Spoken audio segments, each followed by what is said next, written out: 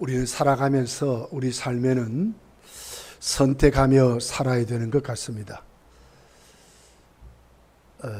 대구에도 특별히 우리 검단동에도 참 자동차가 많이 늘어난 것 같아요. 제가 검단동에 우리 교회에 올 때만 해도 도로에 그렇게 차가 많이 없었습니다. 근데 요즘은 굉장히 많아요. 시내 나가 보면 얼마나 복잡한지 모르겠어요. 그런데도 그렇게 많은 차들이 사고가 나지 않는 것을 보면 참 무엇이 저렇게 사고를 안 나게 할까 생각해 보면 교통법규인 것 같아요. 신호등 지키고 차 노선을 잘 지키니까 사고가 안 나는 것 같아요. 만약에 삶에 원칙이 없다면 우리 삶은 어떻게 될까 하는 거예요. 교통법규가 없으면 어떻게 될까요? 물론 그 필리핀이나 이런 데 가보니까 오토바이가 굉장히 많습니다. 곧 부딪힐 것 같아. 그런데도 그렇게 부딪히지 않아요. 뭐 빵빵빵빵. 그들만의 법규가 있는 것 같아요. 전부 삶의 원칙입니다. 원칙이 없으면 굉장히 복잡해지고 살아가는데 굉장히 힘들 거예요. 많은 사고가 일어날 거예요. 싸움과 다툼이 거리에서 뿐만 아니라 굉장히 심할 거예요. 여러분 아파트에 사는 분들 어떻습니까? 층간 소음이란 게 있습니다. 우리는 꼭대기에 사니까 모르겠어요. 우리 아이들이 오면 제발 좀 뛰지 말라 그래요. 근데 요즘은 이제 머리가 크니까 이제 요즘은 잘 안 뛰어요. 근데 전에는 오면 오라라고 그럴 때 내가 막 나가서 제발 좀 뛰지 마라. 참 우리 밑에 3층 사는 사람들이 참 마음이 좋은 것 같아요. 우리 같으면 막 올라오겠는데 막 오르고르고 하거든. 뛰면 막 오르고. 삶의 원칙이 있습니다. 원칙이 없다면, 질서가 없다면 어떻게 살까? 그 우리 신앙도 똑같다는 거예요. 자, 성경을 보면 우리 믿음의 선배들은 신앙의 원칙, 삶의 원칙을 가지고 살았습니다. 특별히 엘리야를 보면 그 열왕기상 18장 21절에 이스라엘 백성을 향하여 이렇게 말합니다. 너희가 어느 때까지 둘 사이에서 머뭇머뭇하느냐. 여호와가 만일 하나님이면 그를 따르고 바알이 만일 하나님이면 그를 따를지라. 왜 머뭇거리냐 그 말이에요. 정해지지 않으니까 머뭇거리는 거예요.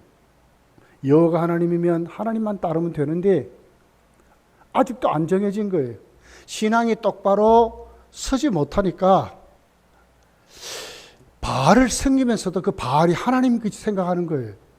이래도 되는가 생각하는 거예요. 왜 그래요? 원칙이 세워지지 않아서 그래요. 다니엘을 보십시오. 나라가 망했습니다. 그리고는 어디로 갔습니까? 바벨론에 종으로 팔려갔어요. 그런데도 참 그래도 거기에서 인재로 뽑혔습니다. 특별히 이제 바벨론이 아주 젊은이들을 관리를 했어요. 그래서 잘 키워가지고 이제 유대 땅 모든 백성들을 굴복하게 하려고 키우는 거예요. 음식도 바벨론 음식, 규례도 바벨론 규례, 아침 일어나는 것도 바벨론 시간에 다 맞추어서 산의 진미로 그렇게 해서 잘 먹이면서 그렇게 교육합니다. 그런데 다니엘은 뜻을 정합니다. 왜?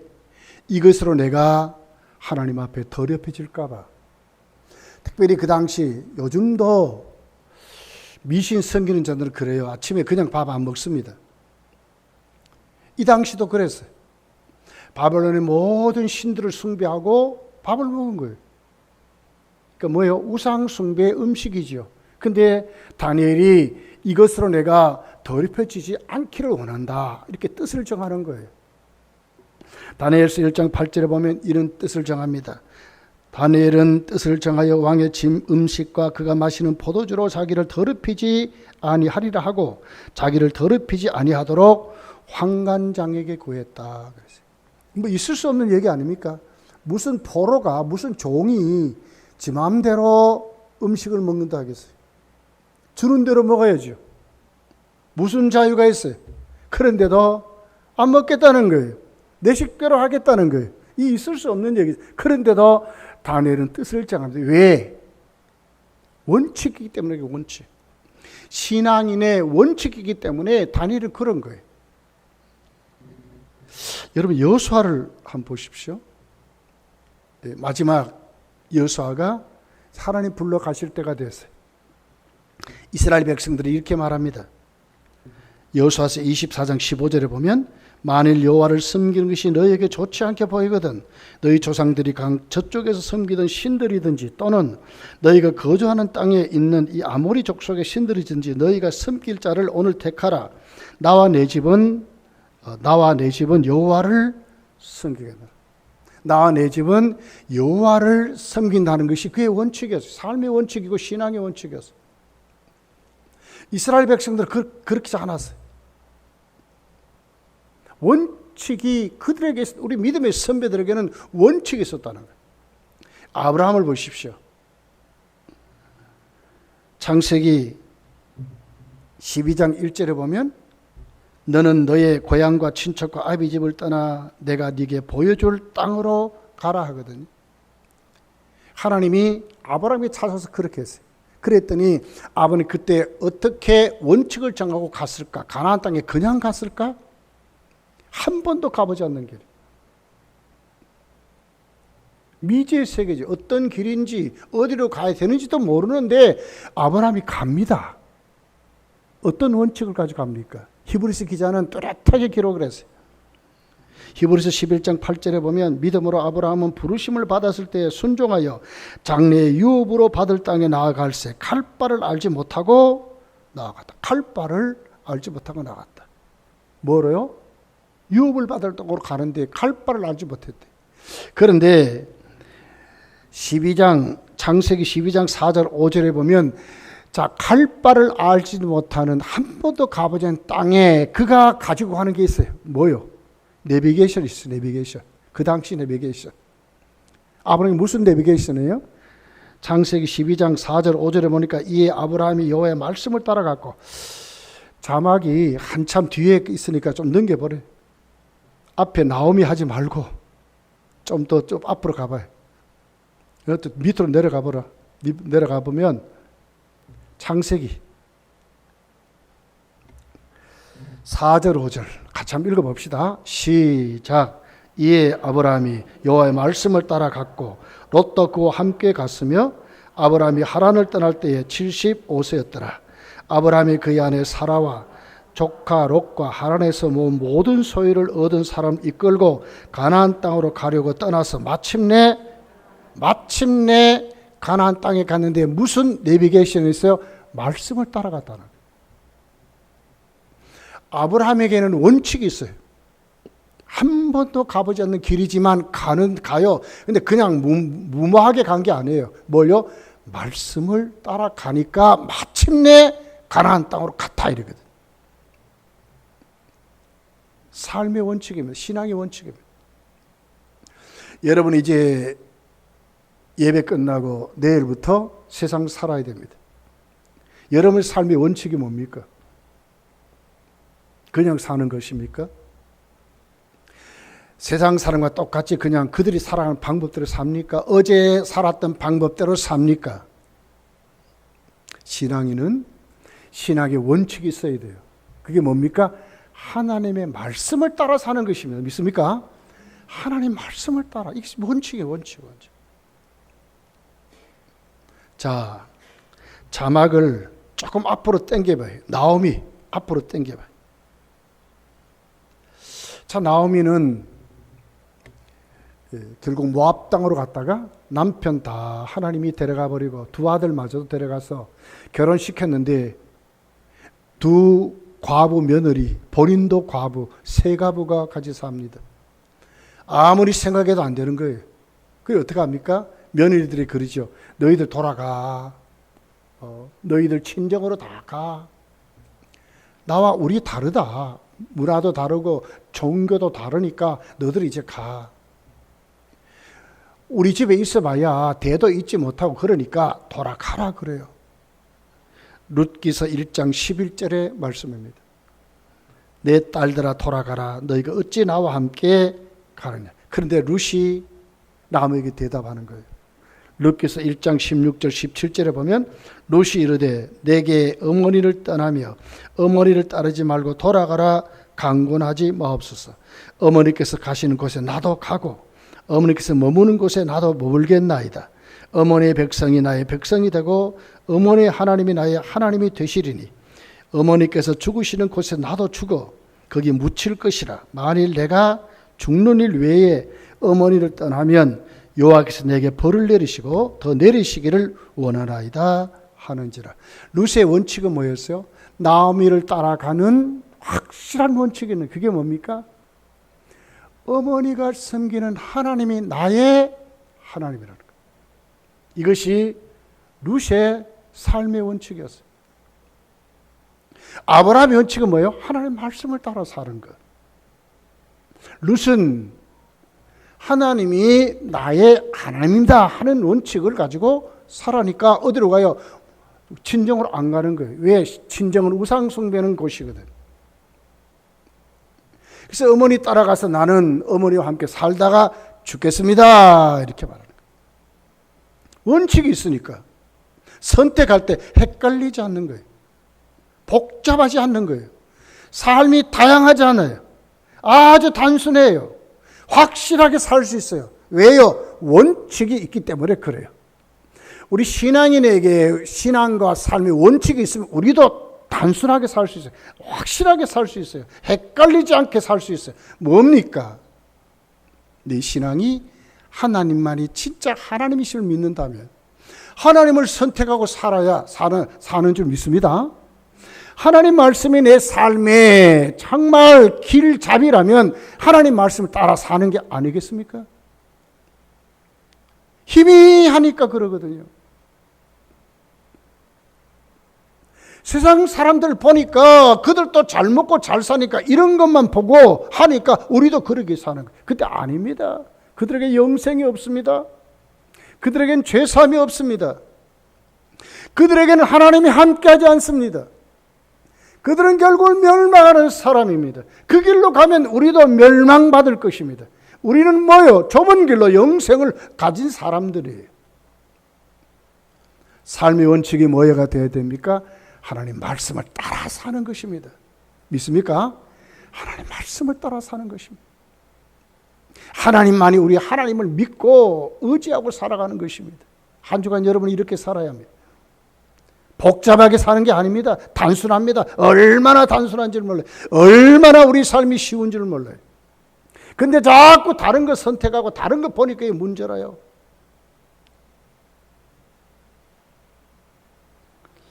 여러분 직접 하나님께 말씀을 받아서 말씀을 따랐던 아브라함은요 너무너무 쉬웠어요. 창세기 13장을 보십시오. 롯은 삼촌 아브라함을 따라왔거든요. 그런데 아브라함과 헤어지니까 아브라함을 따라 살지 않습니다. 아브라함은 하나님이 불러서 그를 택하여 말씀을 주시고 말씀을 따라 살려고 하니까 아브라함은 뭐예요? 하나님 말씀을 최고로 여겼어요. 가나안 땅 떨어지 마. 그러니까 가나안 땅 안 떠나는 거예요. 근데 롯은 아주 쉬웠어요. 뭐가 쉬웠어요? 삼촌과 떠나니까 삼촌을 가는 길을 선택하지 아니하니까 지 마음대로 선택하는 거예요.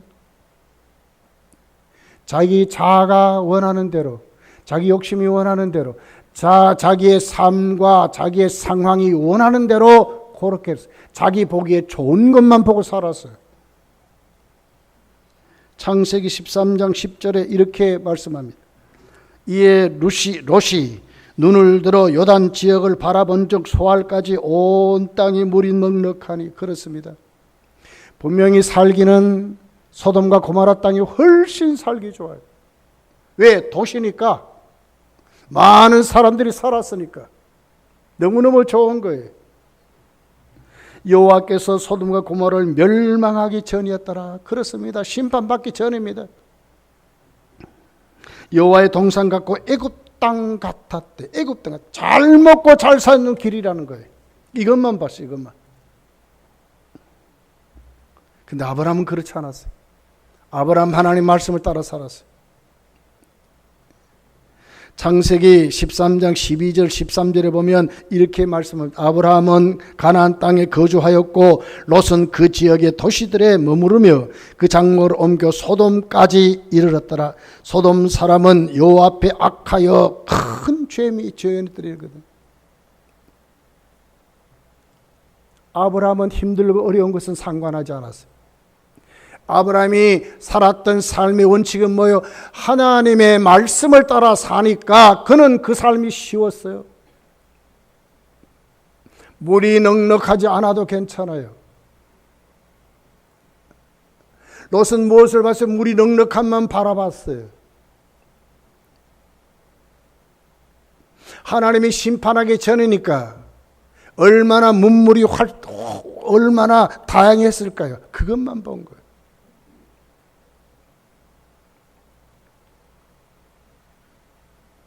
여러분, 오늘 본문에 예수님을 한번 보십시오. 예수님은 40일 금식하셨습니다. 그런 예수님은 줄이 섰다 그랬어요. 저도 일주일 금식해봤어요. 더 이상은 못 해봤어요. 근데 저는 모셨던 담임 목사님이 40일 금식 기도를 2번 하신 분을 모셔봤어요. 3일 금식하니까요, 제가 그렇게 원하지 않았는데도요, 눈에 막 음식이 막 보여요. 그렇게 라면이 먹고 싶을 때다. 그렇게. 라면 냄새가 막 코에 막 살살 돌아오는 것 같아요. 얼마나 먹고 싶어.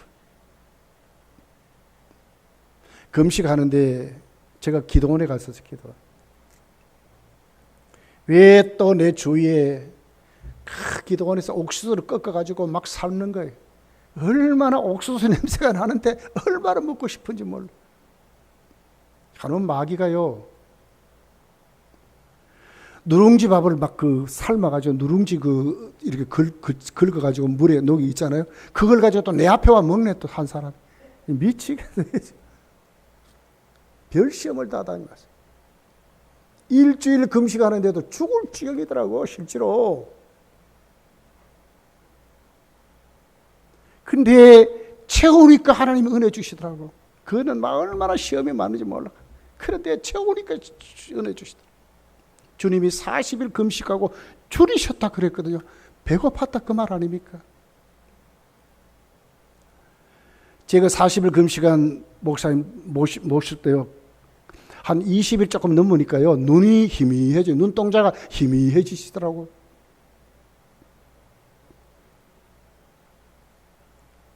나중에는 한 20일 좀, 25일쯤 되니까 이 배가요, 이가 뒤에 이 거죽하고 이렇게 붙었는 것 같아요. 얼마나 막. 그냥 가만히 서 있지만 흔들흔들. 참 대단하셨어요. 40일 금식에 주일이면 꼭 교회 와서 설교 왔었어요. 이야, 참 대단했지. 주님이 그러신 게 지금 주님이. 성령님이 이끌림 받아서 마귀에게 시험을 받으셨다. 유혹이지요. 주님을 넘어뜨리려고. 그런데 주님이 이기십니다. 뭘로 이겨요? 원칙으로 이기는 거예요. 주님도 원칙이 확실했어요. 삶의 원칙이 확실했어요. 첫 번째 시험이 뭡니까? 육체적인 시험입니다. 물질적인 시험입니다. 먹는 것 맛이 인간의 기본 욕구에 대한 시험이에요. 이건 뭐 미치는 거지 뭐예요. 자, 히브리서 기자는 이 같은 주님은 마귀의 시험을 이겨서 우리를 충분히 동정하시는 분, 우리를 다 정말 충분히 우리를 위해 모든 걸 감당하시는 분이라고 그렇게 기록했어요. 히브리서 2장 18절에 보면 이렇게 기록합니다. 그가 시험을 받아 고난을 당하였은즉, 그렇습니다. 시험 받는 자들 능히 도우실 수 있느니라. 능히 도우실 수 있대. 4장 15절에 보면 우리에게 있는 대제사장은 우리의 연약함을 동정하지 못할 뿐이 아니요 모든 일에 우리 똑같이 시험을 받으신 이로되 죄는 없어 동정하시는 분이라 이렇게 설명했어요. 그 시험이 뭡니까? 40일 금식 기도인 거예요.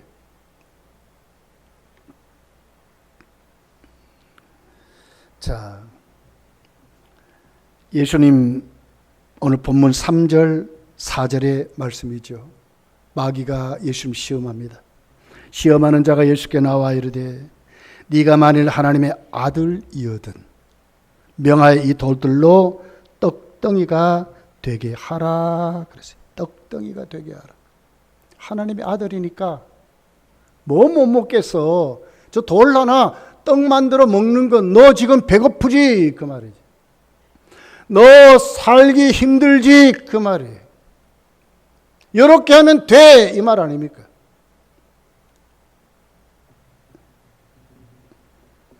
사절에 예수님이 대답하시지요. 예수께서 대답하여 이르시되 기록되었으되 떡으로만 사람이 떡으로만 살 것이 아니요 하나님의 입으로부터 나오는 모든 말씀으로 살 것이니라 하시니라. 뭐요? 그 상황에 맞추어서 사는 게 아니다 그 말 아닙니까? 아무리 배고프고 아무리 살기 힘들어도 이것 해결하며 사는 것만이 전부가 아니다 그 말 아닙니까? 하나님이 정해준 법칙이 있어 그 말 아닙니까? 사람이 떡으로만 사는 거 아니야. 먹는 것 마시는 것만 사는 게 아니야. 하나님의 입으로 나오는 말씀으로 산다는 거예요. 진짜 떡이 뭡니까? 하나님의 입으로 나오는 하나님의 말씀이라는 거예요. 주님은 확실한 원칙이 이것이. 아무리 배고파도 그렇게 하지 않아 그 말 아닙니까? 성도는 구별할 때는 원칙이 있어야 되는데 무슨 원칙입니까? 아무리 힘들고 어려워도 성도가 갖고 있는 삶의 원칙은 말씀을 따라 사는 것입니다. 믿습니까? 말씀을 따라 사는 것입니다. 말씀을 생명같이 여기는 것입니다. 한 번만 하나님 눈 감으십시오. 어디에 그런 말씀이 있습니까? 빨간 거짓말, 흰 거짓말 없습니다. 거짓말은 거짓말이에요. 아니에요. 말씀을 따라 사는 것입니다.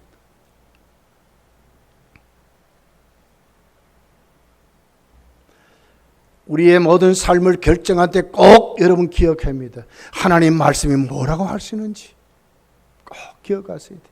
하나님이 뭐라 하시는지.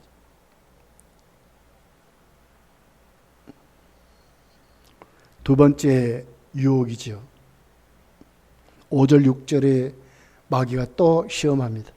이에 마귀가 예수를 거룩한 성으로 데려다가 성전 꼭대기에 세우고 이르되 네가 만일 하나님의 아들이거든 뛰어내리라. 기록되었으되 그가 너를 위하여 그의 사자들을 명하시리니 그들이 손으로 너를 받들어 발에 돌이 부딪히지 않게 하리로다 하였느니라. 정신적인 시험입니다. 명예심. 너 하나님 아들 아니야? 한번 해봐 그 말 아닙니다. 이거 뭐 공중에서 뛰내리는 거, 성전 꼭대기 뛰내리는 거 뭐 큰 대수야. 한번 해봐. 그 말 아닙니까? 우리의 교만을 들추어내고 당신 같으면 성공했어. 하나님의 영광은 온데간데 없이. 그런 거 아닙니까? 우리의 실존에 대한 시험 올 때가 있어요. 정말 당신 하나님의 사람입니까? 예수 믿는 사람입니까? 하는 것에 도전하는 그런 시험이 온다니까. 지금 예수님에 대한 시험은 바로 이런 겁니다. 실존에 대한 시험입니다. 너 하나님의 아들이야? 그 말입니다.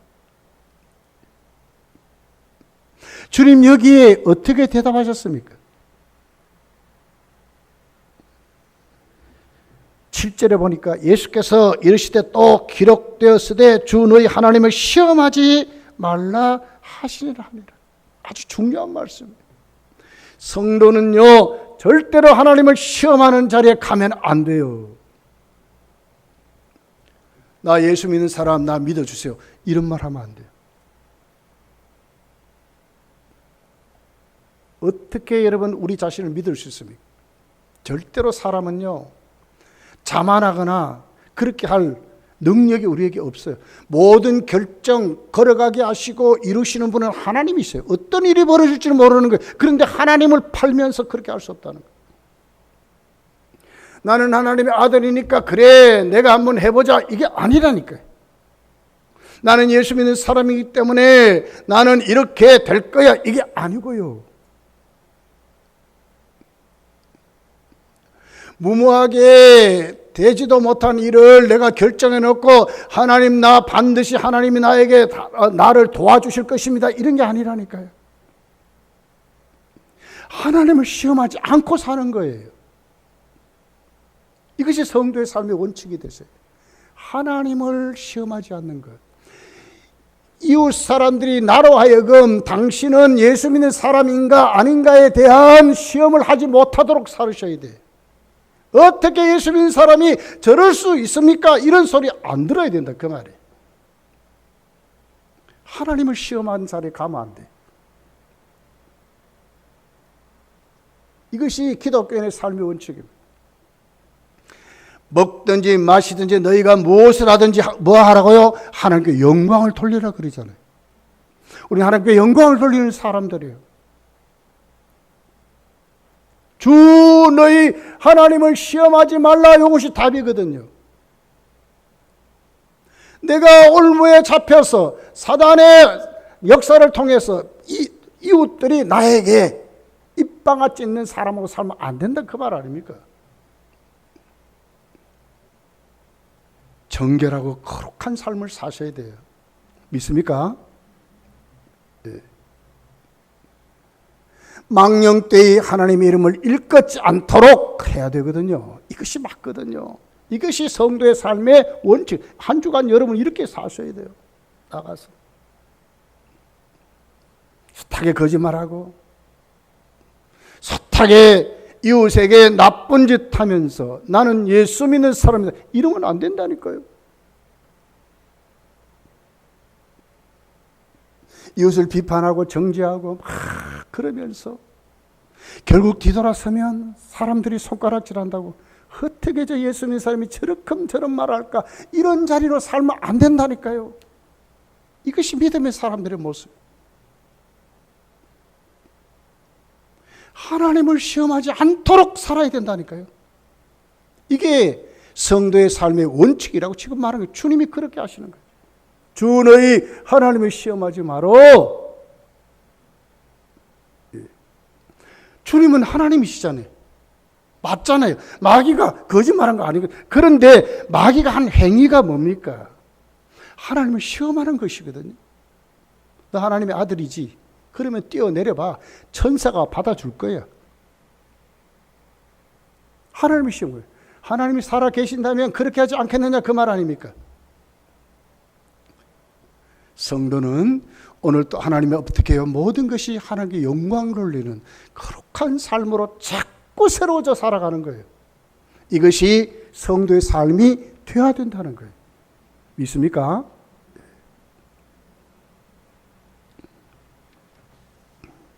자, 세 번째 유혹입니다. 영적인 문제의 시험이었어요. 8절 9절의 말씀이에요. 마귀가 또 그를 데리고 지극히 높은 산으로 가서 천하 만국과 그 영광을 보여 이르되 만일 내게 엎드려 경배하면 이 모든 것을 네게 주리라. 믿음에 대한 시험입니다. 저나 여러분이 하나님 믿잖아요. 근데 문제가 있어요. 하나님을 믿는데 잘못하면 우상 숭배가 된다는 거예요. 믿음은 하나님만 믿는 것입니다. 믿습니까? 하나님만 믿는 거예요. 하나님만. 하나님 이외에 다른 것 사랑하고 섬기는 우상 숭배입니다. 우리 잘못하면 그럴 수 있는 거예요.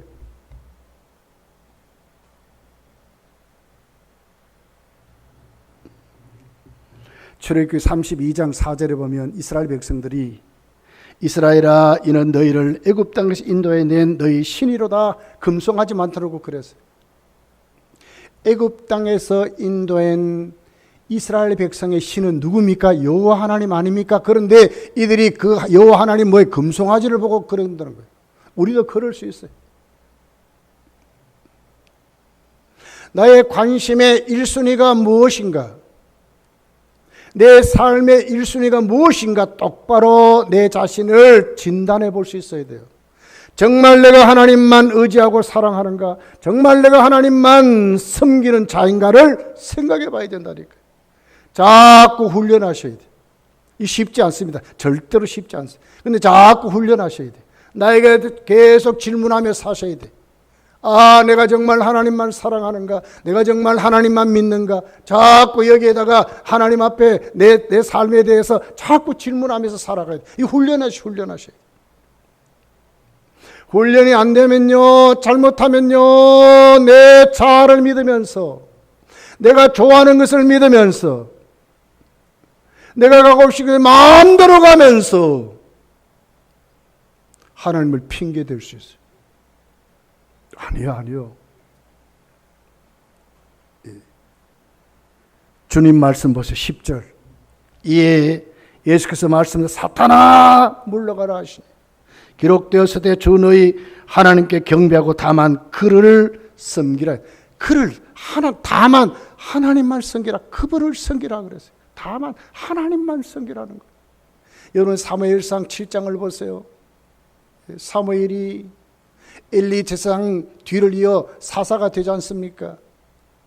마지막 사사입니다. 그럴 때 사무엘이 맨 첫 번째 한 것입니다. 하나님만 섬기도록 오라는 거예요.